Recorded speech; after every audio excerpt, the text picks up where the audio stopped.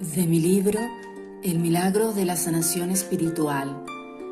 Hoy vamos a hablar de la sanación espiritual. La sanación espiritual, primera parte. El espíritu está dispuesto, pero la carne es débil. Mateo, capítulo 26, versículo 41b al 42. Antes, pensaba que el orgullo era el origen de todos los pecados, por lo menos de muchos de ellos. Una persona orgullosa se cree superior a otra o cree que lo que piensa es la última palabra por encima de la de otros. Muchas veces sin justificación alguna, solo por el ego que se tiene. En el sentido vengativo, el orgullo es la valoración desmedida del propio ser, de sus intereses y deseos. La persona no da su brazo a torcer en determinadas situaciones, defiende una idea así sea incorrecta y en esa posición se queda porque no admite que los demás tengan la razón. Soberbia y orgullo son sinónimos. Una persona soberbia es engreída, arrogante y todos se dan cuenta menos la misma persona. ¿Cuántas relaciones se rompen? ¿Cuántas guerras ocurren? ¿Cuánta violencia se genera por causa de estos sentimientos insanos? Tiempo después entendí que el origen de los pecados no es la soberbia o el orgullo, sino la ignorancia.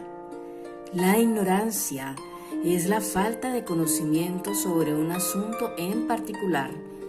La persona que ignora algo es porque no lo conoce o no lo comprende. Para Platón, la ignorancia era la culpable de todos los males que asolaban la sociedad de aquel momento. Consideraba que cuando alguien hacía mal era fruto de su falta de conocimiento, es decir, de su ignorancia. Ese término es importante para entender la sanación espiritual. ¿Por qué hablo de ignorancia?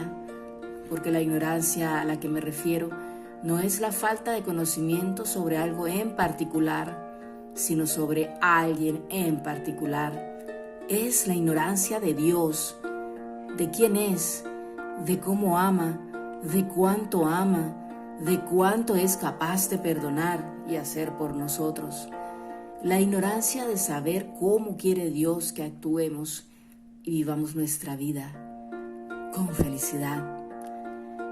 Esto me remite a la palabra que hay en el libro de Hechos de los Apóstoles, capítulo 3, de los versículos 13 al 17. El Dios de Abraham, de Isaac y de Jacob ha glorificado a Jesús, a quien vosotros entregasteis y de quien renegasteis ante Pilato, cuando éste había decidido ponerlo en libertad. Vosotros renegasteis del santo y del justo, y pedisteis que os dejaran en libertad a un asesino. Matasteis al autor de la vida, pero Dios lo resucitó de entre los muertos. Nosotros somos testigos.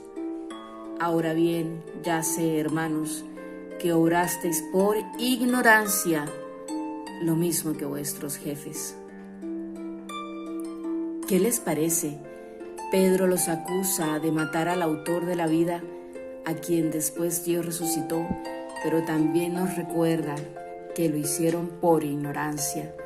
De la misma manera, hoy seguimos crucificando a Jesús con cada una de las acciones que cometemos que no son buenas. En las guerras, el genocidio, las violaciones, mutilaciones y tantas cosas atroces de la humanidad. Doblemente pecado para nosotros porque ya sabemos quién es nuestro Dios y autor de la vida, Jesús. La ignorancia en este caso se refiere a no reconocerlo en su sentir, su querer, su parecer, su actuar, su amar a todos con ese amor tan infinito e incondicional. Si amáramos de la misma manera, si perdonáramos de la misma manera que Él perdona nuestras ofensas, no 7 veces, sino 70 veces 7, sin duda, este mundo no sería como es, ni nuestra vida sería como es. Esto mismo se evidencia en el Evangelio de Lucas, capítulo 23, versículo 34, cuando Jesús dice: Padre, perdónalos, porque no saben lo que hacen. No saben lo que hacen, tienen ignorancia de Dios. Él prefirió callar ante el tribunal del Sanedrín porque comprendía la ignorancia espiritual en que estaban sumidas las personas que lo acusaban. Lo hacían desde la ignorancia de no saber quién es el verdadero Dios y cómo actuaría. Recordemos, ignorancia, no conocer, no comprender, en este caso a Dios, que Jesús era Él. En el momento de su pasión, Jesús veía con infinito dolor a las personas que lo escupieron, lo abofetearon, lo vendaron y golpearon en el rostro. Jesús callaba y en su interior se decía: Padre, perdónalos, porque no saben lo que hacen. Si lo supieran, no hubieran actuado así. Sabrían en su conciencia que no se podía condenar a un inocente como lo prohibía la ley. Si hubieran tenido conocimiento que estaban ante el Dios de la vida, no hubieran actuado así.